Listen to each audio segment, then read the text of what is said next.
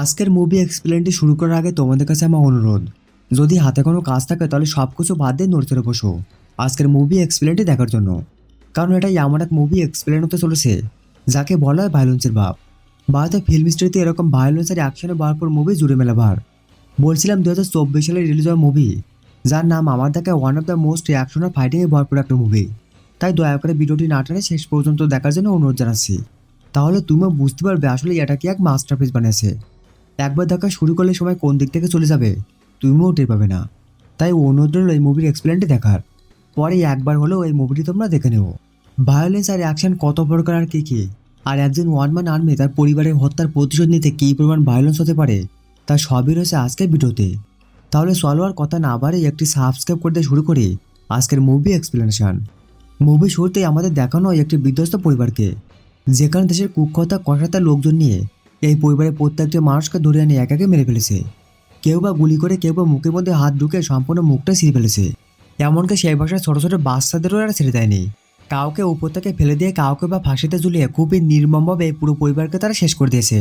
শুধু এতটুকুই না, সেই বাসায় থাকা গর্ভবতী মেয়েকেও এই সিরিয়াস অবস্থায় তারা কঠিন বিভৎসভাবে খুন করে। আর এরপর তারা পুরো পরিবারকে শেষ করে দিয়ে সেখান থেকে চলে যায়। এখন কথা হলো, কেন এই কসাই এই পরিবারের সবাইকে এত নির্দয়ভাবে হত্যা করলো? আর সব থেকে বড় প্রশ্ন হলো, এই পরিবারটা আসলে কার? মুভিটা সহজে বোঝার জন্য এখানে তোমাদের আগে দুইটা ভয়ানক পরিবারের সাথে পরিচয় করে দিই। এ হলো শহরের বিশাল গোল্ড মাফিয়া জর্জ। পুরো শহরের গোল্ড সিন্ডিকেট তার সাথে চলে। তার পরিবারে তার স্ত্রী ও ছোট কয়েকজন ছেলেমেয়ে সহ তার একটি বোনও রয়েছে যার নাম সোনিয়া জর্জ। মূলত তিন ভাই ও সে তার ছোট ভাই ভিক্টর, আর আরেকজন হলো ভায়োলেন্স ওয়ান ম্যান আর্মি যার নাম মার্কো। তবে জর্জ তার গোল্ড ব্যবসায় শহরে সুরক্ষিত রাখতে ইন্ডিয়া থেকে ইটালিতে সরে দিয়েছে মার্কোকে, যেন সে কোনো রকম খুন খারাপি না করে। আর সে তার ছোট ভাই ভিক্টরকে আদর যত্ন করে নিজের কাছে বড় করেছে। অন্যদিকে আর গোল্ড মাফিয়া পরিবারকে দেখানো হয়, এই মাফিয়ার নাম হচ্ছে টনি পিটার, যে নিজে একজন গোল্ড বিজনেসম্যান। আর সে হলো জর্জের বর্তমান পার্টনার। টনি পরিবারের শুধুমাত্র তার দুই ছেলে রয়েছে। বড় ছেলের নাম সাইরাস, যে একজন কুখ্যাত কসাই, আর ছোট ছেলের নাম রাসেল, যে তার বাবার সাথে গোল্ড বিজনেস সামলাচ্ছে। একদিন রাতে দেখা যায় ভিক্টর তার বন্ধু ওয়াসিমের সাথে বক্সিং ম্যাচ খেলা থেকে বাসা ফিরছিল। আসলে তারা দুজনে ছিল কলেজের বন্ধু। ভিক্টর ওকে দেখতে পেত না বিদায় ওয়াসিম বক্সিং ম্যাচে সকল কিছু ভিক্টরকে বুঝিয়ে বলতো। আশা এইভাবে তার লাইফ এনজয় করতো তার বন্ধু ওয়াসিমের সাথে। কিন্তু সে সময় সেখানে এসে ওয়াসিমকে মেরে ফেলে টনের ছোট ছেলে রাসেল। তবে ভিক্টর অন্ধ হওয়ার কারণে সে ভিক্টরকে না মেরে ছেড়ে দিয়ে সেখান থেকে চলে যায়, কারণ সে তো অন্ধ। সে আর পুলিশকে কী বা বলবে। কিন্তু পরের দিন ওয়াসিমের জানাজার আগে যখন রাসেলে ওয়াসিমের বাসা যায়, তার পারপুঞ্জকে ভিক্টর বুঝে যায় সেই কিলার এখানে এসেছে। তাই সে তার মোবাইল বের করে পুলিশকে কল করতে যায়। আসলে কেমিক্যাল ইঞ্জিনিয়ার ছিল ভিক্টর, যার কারণে সে চোখে কিছু না দেখতে পেলেও কোনো স্মেল একবার শুকলে সেটা ডিরেক্ট করে ফেলতে পারতো। মোবাইল বের করে ভিক্টর যখন বাসা থেকে বেরো যাচ্ছিল, এদিকে রাসেল ভিক্টরকে দেখে বুঝতে পারেছে ভিক্টর তাকে চিনে ফেলেছে। সিন শিফট হলে আমরা দেখতে পাই ভিক্টরকে তুলে নেওয়া হচ্ছে একটি সিরামিক কারখানার ভেতরে। সেখানে চারদিকে ডেঞ্জারাস কেমিক্যাল ও অ্যাসিড দেখতে পাই। রাসেল তাকে বলে, তোকে অন্ধভাবে সেদিন ছেড়ে দিয়েছিলাম, কিন্তু এখন দেখছি এটা ছিল আমার বড় ভুল। ভিক্টর বলে, আমি অন্ধ বলে তুই আমার সাথে যা ইচ্ছে তাই করতে পারবি। যদি আমার ভাই জানতে পারে তুই আমাকে টর্চার করছিস, তাহলে তোর অবস্থা কী হবে স্বয়ং গডও জানে না। রাসেলের মেজাজ খারাপ হয়ে যায় সব কথা শুনেই। আসে রাগের মাথায় ভিক্টরকে তুলে ফেলে দেয় হাইড্রোফ্লোরিক অ্যাসিডের বাথটবের মধ্যে। কয়েক মিনিটের মধ্যে ভিক্টর সেই অ্যাসিডের মধ্যে পড়ে তার মাংস গুলিয়ে হাড় বেরো যেতে শুরু করে। আর রাসেলের ভিক্টরের করুণ মৃত্যু ভিডিও করতে বলে, যেন মার্কো এখানে আসলে তাকে সে ভিডিও দেখাতে পারে। তবে ভিক্টরকে অ্যাসিডের মধ্যে ফেলার সময় রাসেলের হাতেও কিছুটা অ্যাসিড লেগে তার হাতের কিছু অংশ পড়ে যায়। যেই কাহিনী পরে আমরা সেই গোল্ড ম্যাপে টনি পিটারকে দেখতে পাই। ভিক্টরকে মেরে ফেলার জন্য সে তার ডানার জনকে বলতে থাকে এরকম ভুল যেন না হয়, কারণ মার্কো যদি এই খবর জেনে যায় তাহলে তাদের মতো মাফিয়াকে 5 মিনিট লাগবে উড়ে দিতে। তাই সে তাদের বলে কিভাবে এই হত্যাকে অন্যদিকে চাপানো যায় তার ব্যবস্থা করতে। আসলে কে এই মার্কো? মার্কোর পরিচয় আমরা ফ্ল্যাশব্যাক থেকে জর্জের মুখে জানতে পারি। বেশ কিছু বছর আগে ঘটনা। একদিন জর্জের এক পার্টনার তার আবার প্রতিশোধ নেওয়ার জন্য তার এক ভাইকে ধরে নিয়ে যায়। আর তাকে কল করে বলে, পার্টনার, তোমার ভাইকে আমি ধরে আনেছি, তাই ভাইকে বাঁচাতে চাইলে 4 কেজি বিস্কুট নিয়ে চলে আসো। না রে ভাই, খাবার বিস্কুট নয়, 4 কেজি গোল্ডের বিস্কুট নিয়ে আসার জন্য পড়ে। যে এই কথা শুনে জর্জ মনে করে হয়তো তার ছোট ভাই ভিক্টরকে ধরে নিয়ে গেছে। তাই সে তার সম্পূর্ণ বাড়িতে খুঁজতে থাকে ভিক্টরকে। তবে অবশেষে জর্জ দেখতে পায় তার ছোট ভাই ভিক্টর বাড়ি আঙ্গনে বসে রিল্যাক্সে গান শুনছে। মানুষের কিডন্যাপার মার্কোকে ধরে নিয়ে গেছে ভুল করে। এই কাহিনী বুঝতে পারে জর্জ তার নিঃশ্বাস ফেলে, কারণ সে কিডন্যাপার স্বয়ং তার মৃত্যুকে কিডন্যাপ করে নিয়ে গেছে। এবার দেখা যায় সে কিডন্যাপার তার আস্তানায় ফিরে এসেছে। সেখানে তার সকল লোক মরে পড়ে রয়েছে, আর কারো বডি থেকে মাথা আলাদা, কারো বা ছিন্নভিন্ন হয়ে রয়েছে হাতের কবজি। এই কাহিনী থেকে সে কিডন্যাপার তো কলিজা শুকে যায়। তবুও এক পা করে সামনে যেতে দেখলো বাড়ির মধ্যে থেকে বেরিয়ে আসে মার্কো। আর কোনো দেখা থেকে ছাড়াই সবাইকে কেটে কুচি কুচি করা শুরু করে। বাইরে ভাই, এমন ভায়োলেন্স হয়তো বলিউড ইন্ডাস্ট্রিতে এটাই প্রথম। একে একে মার্কো সবাইকে কুচু কাটা শুরু করলে সবাই এবার জান নিয়ে পালানো শুরু করে। কিন্তু মার্কোর কাছে কোনো ছাড় নেই। সেই এক একজনকে ধরে কারো হাত কারো মাথা নামিয়ে দিতে থাকে। আর এভাবে সবাইকে মেরে সে পকেট থেকে একটি সিগারেট বের করে। আমরা দেখতে পাই মার্কো সত্যি সত্যি তার কলেজের ছোট ভাই ভিক্টোরি মার্ডারের খবর জেনে গেছে। তাই সে আবার ইতালি থেকে ইন্ডিয়ায় ফিরে আসে। মানে সে তার ভাই হত্যাকারীর সাথে যে কি করতে চলেছে তা সবার ধারণা বাইরে। গাড়ি থেকে নেমে এসে চার্চে যায়। আর তার ভাই ভিক্টোরি কফিনে হাত দেখে। সেখানে তার ভাইয়ের সাথে কাটানো স্মৃতিগুলো তার মনে হতে থাকে। এরপর জজ তার সিন্ডিকেট সবাইকে ডেকে মিটিংয়ে বসাই। কারণ মার্কো ভায়োলেন্স হওয়ার আগেই সেই খুনিকে বের করতে হবে। আর জর্জ নিজের হাতে জবাই করে হত্যা করতে চায় তার ভাই খুনিকে। এখানে আমরা জর্জের পার্টনার টনিকে দেখতে পাই, যে জর্জকে বলে, তুমি কোনো টেনশন করো না বন্ধু, তোমার ভাই মানে আমারও ভাই, তুমি এই কাজ আমার উপরে ছেড়ে দাও। ভিক্টরি কোনো যেখানে লুকিয়ে থাকো আমি তাকে ধরে এনে তোমার পায়ে নিচে ফেলবো। অন্যদিকে পুলিশ ওয়াসিমের কেস ডেকে আগে ভিক্টরি খুনিকে কোথায় শুরু করে। কারণ একটা জ্বলন্ত আগ্নেয়গিরি মার্কো, সে যে কোনো সময় ব্লাস্ট হবে। কিন্তু তারা কোনোভাবে কোনো ক্লু খুঁজে পাচ্ছিল না। এদিকে শহরে আবার শুরু হয় একের পর এক গ্যাং কিলিং। আর পুলিশ হয়রান হয়ে যেতে থাকে সেই লাশগুলো খুঁজতে খুঁজতে। আসলে খুনগুলো স্বয়ং করছিল গোলমাপে জর্জ। এখানে ছিল আসলে আরও এক নিখুঁত প্ল্যান। যখন ইন্সপেক্টর জানতে পারে তার সামনে বসে রয়েছে সং মার্কো, এবার তার হুঁশ উড়ে যায়। ফলাফল, সেই ইন্সপেক্টর তাকে জানায় তোমার ভাই হত্যা তার বন্ধু ওয়াসমের সাথে কানেক্টেড। কারণ ওয়াসমের দাফন দিনে আমার থানায় বেশ কয়েকবার ফোন করেছিল তোমার ভাই ভিক্টর, কিন্তু সে বলতে পারে না কিছু। আর তোমার ভাইকে হাইড্রোফ্লোরিক অ্যাসিডের মধ্যে ডুবে মারা হয়েছিল। এসব শুনে জিজ্ঞেস করে মার্কো, এই হাইড্রোফ্লোরিক অ্যাসিডের গোডাউনে কোথায় পাবো। এদিকে টনি ও রাসেল ওয়াসমের ভাইয়ের কাছে আসলে এই ওয়াসমের ভাই নিজের ব্যবসার টাকা তার ভাগের জন্য তার নিজের ভাই ওয়াসমের সাথে রাসেলকে দিয়ে মার্ডার করেছিল। এখানে রাসেল বলে, মার্কো তোর কাছে আসবে তোর ভাই খুনিকে খুঁজতে, আর তুই অস্বীকার করবি সবকিছু, তা না হলে তোকে আমি শেষ করে দেবো। পরের দিন সত্যি মার্কো আসে। ওয়াসমের বড় কাছে জিজ্ঞেস করে, বল আমার ভাইকে কে মেরেছে। কিন্তু ওয়াসমের ভাই এবার রাসেলের দিকে তাকালে রাসেল তাকে ইশারা করে কিছু না বলতে বলে। তাই ওয়াসমের বড় ভাই ঠিক সেই কথাগুলো বলে যেগুলো গতকাল থেকে বলেছিল রাসেল। এখনো কোনো উত্তর না পেয়ে মার্কো বুঝে যায় সে মিথ্যা কিছু বলেছে। এবার মার্কো দেখা করে এক সিন্ডিকেট মেম্বারের সাথে। সেও কিছু বলতে না চাইলে সে তার সিগারেটের আগুন সেই লোকটার মাথায় চেপে ধরলে সেই লোকটাকে একটা ঠিকানা দেয়, যেখানে গেলে সবকিছু জানতে পারবে মার্কো। মার্কো এবার তার দলবল নিয়ে সেই ঠিকানা যায়। সেখানে সবাই মার্কোর ওই অ্যাটিটিউড দেখে থয় দেখতে থাকে। আসলে এটা ছিল একটি বক্সিং ক্লাব। আর এখানে বক্সিং এর উপরে ব্যাটিং খেলতো সবাই। এখানে মার্কো গেলে রিংয়ের ভিতর থেকে একজন মার্কোকে তার সাথে ফাইট করতে বলে। আসলে লোকগুলো ছিল রাসেলের লোক। প্ল্যান ছিল মার্কোকে এখানে খেলার নাম দিয়ে বেতন পিটে হত্যা করবে। কিন্তু এরা তো জানে না মার্কো কি জিনিস। মার্কো গেট খুলে ভিতরে গেলে রিঙে থাকা সে বক্সার বলে, এই আস্তানে ঢুকে পড়ে খুব বড় ভুল করছিস। কারণ একবার যে এখানে আসে সে আর কোনোদিন বের হতে পারে না। সেই বক্সার বলে, শুনেছি তোর বাইনাকে সিন্ধুবনে বডি পাওয়া গেছিল, কিন্তু আজকে তোর বডি কেউ পাবে না। এটা বলে সে মার্কো সানগ্লাসগুলো নিজের চোখে পড়তেই মার্কো এক ঘুষি মেরে তাকে শুয়ে দেয়। আর সে সানগ্লাস নিজের হাতে ধরে নেয়। এবার সে বলে, তুই একটা বড় ভুল করে ফেলেছিস আমার ভাইয়ের নাম নিয়ে। এটা বলে সে তাকে উড়া ধরে মারা শুরু করে মার্কো। তার হাত পা ভেঙে কুচি করা শুরু করলে বাইরে থেকে আরো গুন্ডা রিঙে ওঠা শুরু করে। তবে সে তাদেরকে মেরে পাট করে দিতে থাকে। আর ফাইনালি সেই ভাঙা হাতের কবজি উপরে পা রেখে জিজ্ঞেস করে, আমার ভাইকে কারা মেরেছে বল। কিন্তু রাতের সে বক্সারকে চোখ দিয়ে ভয় দেখাতে থাকে। পরে সে বক্সার জানায়, আমি তাকে দেখেছি কিন্তু তাকে চিনি না। এদিকে দেখা যায় বাসায় ফিরে রাসেল তার বাপকে বলতে থাকে সে মার্কোকে মেরে ফেলতে চায়। কারণ মার্কো যেভাবে খুঁজে বেড়াচ্ছে বন্দীদের গলা চেপে ধরবে। কিন্তু টনি জানায় এখন নয়, আগামীকাল জলতে সোনা চালান আসবে 110 কেজি। আগে সেই সোনাগুলো লুট করতে হবে, তারপর তাদের দুই ভাইকে শেষ করে দেবো। কিন্তু আরেক সিন্ডিকেট মেম্বার জিজ্ঞেস করে, এটা এতটা সহজ নয়, কারণ এখন মার্কো রয়েছে। কিন্তু টনি থেকে তার প্ল্যানের সব কিছু বলে দেয়। প্রথমে তারা সকল সোনা কাস্টম অফিসার হাতে ধরে দেবে। তারপর 110 কেজি সোনা বাদে কাস্টম অফিসারকে ঘুষ দেবে 30 কেজি সোনা। আর বাকি 90 কেজি সোনা তারাই মেরে দেবে। আর এই কাজের জন্য তাদের কাস্টম অফিসারের সাথে ডিল করাই আছে। ঠিক প্ল্যান মতো তারা সেই কাজটাই করে। আর জজ সকাল সোনা লুট করে নেয়। এই কাহিনীতে জজ তার সিন্ডিকেটের সাথে মিটিংয়ে বলতে থাকে, সবাই কান খুলে শুনে রাখো, আমি জানি আমাদের মধ্যে কে একজন এই লুটের প্ল্যান করছে। আমি তাকে 24 ঘন্টা সময় দিলাম যেন সকাল সোনা আমার বাসায় পৌঁছে যায়, নয়তো আমি সেই কাস্টম অফিসারের উপরে টিকিট কেটে দেবো। আর 24 ঘন্টা পর এমনিতে জেনে যাবো আসলে কিয়াই বিশ্বাসঘাতকতা করছে। এসব বলে জজ ডেকে গাড়িতে চলে আসলে তার পেছনে আসে টনি সালা জন। সে এসে জর্জকে বলে, স্যার আমি জানি আপনার গোল্ড কে নিয়েছে। এটা বলে সে জর্জের গাড়িতে উঠে বসে। আর এ বসে বলতে শুরু করে, তোর গোল্ড মেরে দিয়েছে আমার বস টনি, আর সেখানে আমার ভাইও রয়েছে। এসব বলার সময় জন জর্জের পেটের মধ্যে ছুরি ঢুকে বারবার স্টপ করতে থাকে। খবর পেয়ে এবার মার্কো হসপিটালে আসে, আর সেখানে তার বড় ভাই জজকে আইসিইউতে দেখতে পাই।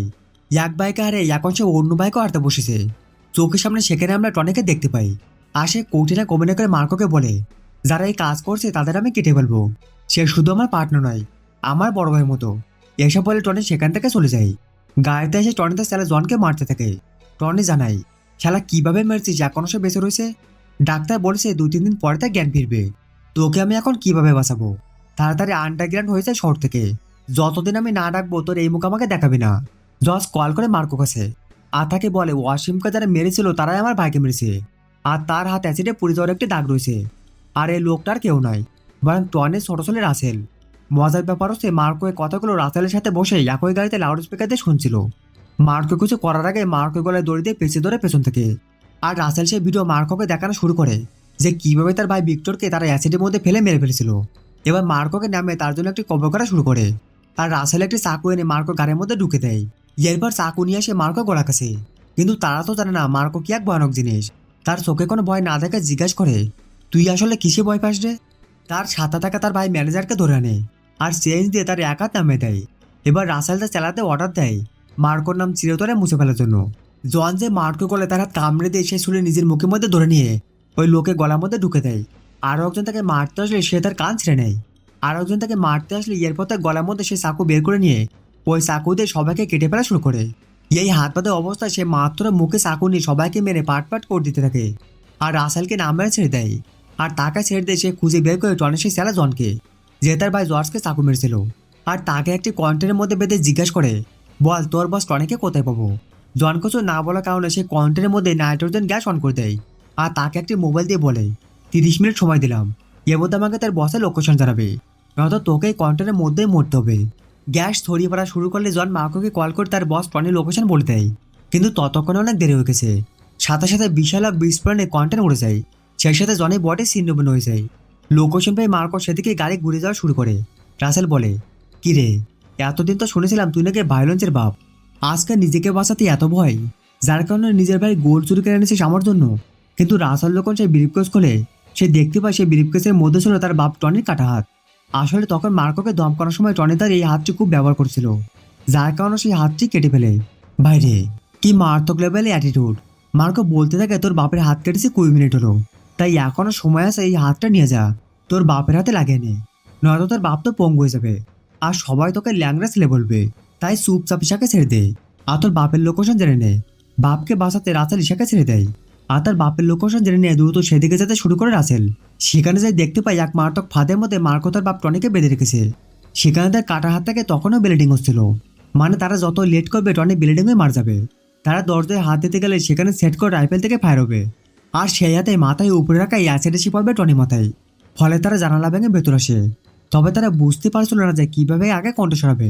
রাসেল আগে খুবই সাবধানে তার মাথায় উপরে রাখা অ্যাসিডে তার খুলে নিয়ে সরে ফেলে। এরপর অতি সাবধানে রাইফেলের টিকার থেকে দড়ি সরে ফেলে, তারপর তার বাপকে মুক্ত করে ফেলে। তবে বাইরে যাওয়ার সময় তার যে মেন গেট খুলে গেটের তাবাকে বোমার সুইচ অনে যায়। সবাই পালিয়ে গেলেও টনির বোমা ব্লাস্টটা সিনুবেল হয়ে সেখানে মারা যায়। বাপে এমন মৃত্যু চোখের সামনে থেকে রাসেল এবার যে তার বড় ভাই সাইরাসের কাছে, যে একজন কসাই। আসলে সাইরাস ও মার্কো মতো তার পরিবার থেকে দূরে থাকতো। তবে সে জানতে পারে তার বাবা আর বেঁচে নাই। সে তার ছোটবেলার স্মৃতি মনে করতে থাকে। সে তার বাপের কাটা হাতটুকু দেখে নিয়ে সেখান থেকে চলে যায়। সাইরাস চলে গেলে দেখা যায় সে মানুষকে টুকরো টুকরো করে রেখেছে। এদিকে জর্জ খুঁজতে খুঁজতে ওয়াশরুমের ভাইকে ধরে নেয়, আর তাকে ফাঁসিতে ঝুলিয়ে বড় ভাই উপরে রাখে। এইভাবে তাকে মেরে ফেলে। এদিকে সাইরাস তার বাসায় ফিরে আসে, আর তার ভাই রাসেলকে জিজ্ঞেস করে, সে কে যে আমার বাবাকে মেরেছে? রাসেল জানায় ওর নাম মার্কো। এর রাতে ঈশের ডেলিভারি প্যান শুরু হলে তার বাসায় ডেলিভারি করানোর জন্য ডাক্তার না হয়। কিন্তু বাইরে এদিকে সে উপস্থিত হয় সাইরাস ও রাসেল। পুরো বাড়ি শাটডাউন করে দিয়ে তারা গ্রেনেড ফেলা শুরু করে একের পর এক। বাসাবাদে মার্কো বুঝতে পারে এবার তার আসল রূপ দেখাতে হবে।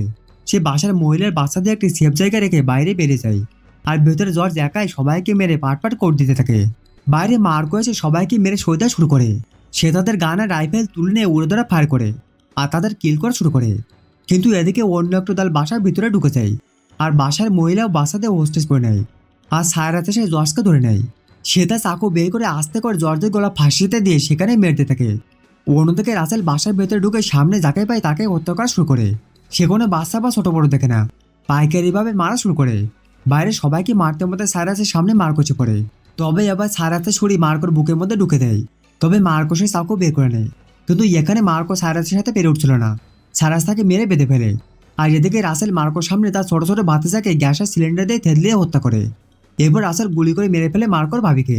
তারপর তার ছোট ভাতিজাকে উপর থেকে ফেলে দিয়ে মাথা ফাটায় মেরে ফেলে। এবার সাইরাস এসে ধরে মার্কোর মাকে।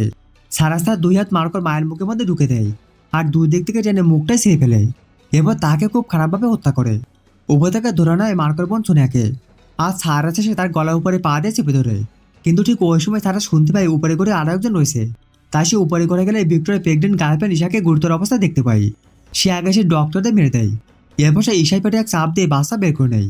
সেই সাথে ঈশার মুখের মধ্যে চাকু ঢুকে দিয়ে তাকেও মেরে ফেলে। এরপর নিচে এসে সেই বাচ্চাটাকে অন্যজনের হাতে ধরে দেয়।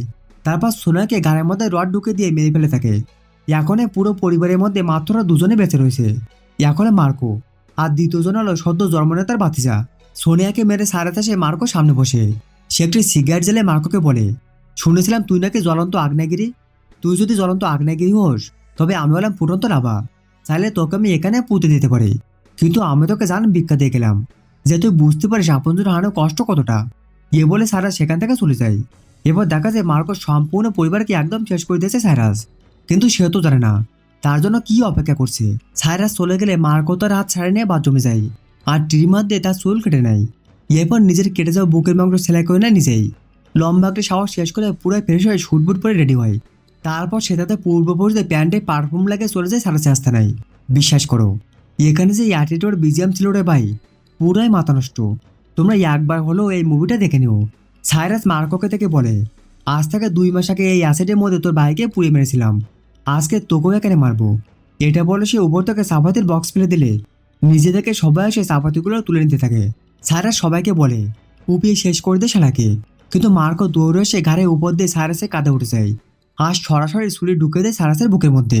এবার মার্কো তাকে বলে, আমি চাইলেও তোকে এখানে মেরে ফেলতে পারি, কিন্তু আমাদেরকে বোঝাবো আপনজন হারানো কষ্ট কতটা। আমি তোর সামনে তোর ভাই কলিজা ছিঁড়ে বের করে আনবো, তারপর তোকেও মারবো। ততক্ষণে সেখানে শত শত গুন্ডা চলে আসে। মার্কো সেই চাকু দিয়ে তাদের বুড়ি পেট কাটতে থাকে। এরপর সবাইকে খতম করে সারাসের দিকে মার্কো তেরে আসে। কিন্তু তাকে বিশাল হ্যামার দিয়ে 12 মেরে বসে রাসেল। এরপরে যাবে কোথায়? মার্কো সাইরাসকে রেখে এবার রাসেলকে ধরে আর তাকে তুলে ধরা শুরু করে। সে রাসেলকে ধরে তার 2 হাত টান মারে আর তার 2 হাত 2 দিকে ছেড়ে যায়। এরপর সে একটি চাপাতি তুলে নিয়ে রাসেলের বুকের মধ্যে ঢুকে দেয় চাপাতি। সে আবার তার হাত রাসেলের বুকের মধ্যে ঢুকে দেয় আর তার হৃৎপিণ্ড ছিঁড়ে বের করে নিয়ে আসে। এই কাহিনী থেকে সাইরাস নিজেকে বাঁচাতে মার্কো ছোট্ট বাচ্চাকে তুলে নেয় আর ভয় দেখাতে থাকে অ্যাসিডের মধ্যে ফেলে দেওয়ার। কিন্তু মার্কো তার পুরো পরিবারকে হারিয়ে হিংস্র হায়নার মতো হয়ে গেছে। সেই সাইরাসের কোনো কথাই কান না দিয়ে তার দিকে তেড়ে আসে আর সেখান থেকে একটি কাঁটায় তুলে নিয়ে সাইরাসের মাথায় এক কোপে নামে দেয়। আর সেখানে আমরা মার্কো পরিবারকে দেখতে পাই কিভাবে সাইরাস ও তার ভাই মিলে পুরো পরিবারকে শেষ করতেছে। বডি থেকে মাথা নামিয়ে দিলে সাইরাসের বডি সেই অ্যাসিডের মধ্যে পড়ে যায় আর মার্কো তার হাত থেকে ছোট ভাতিজাকে ছেড়ে নেয়। মার্কো এবার তার ভাতিজা আর তার পোষা কুকুরকে নিয়ে সেখান থেকে বেরিয়ে আসলে দেখা যায় সেখানে আর কেউ জীবিত অবস্থায় তেড়ে নেই। আর এখানে এই মুভিটি সমাপ্তি হয়।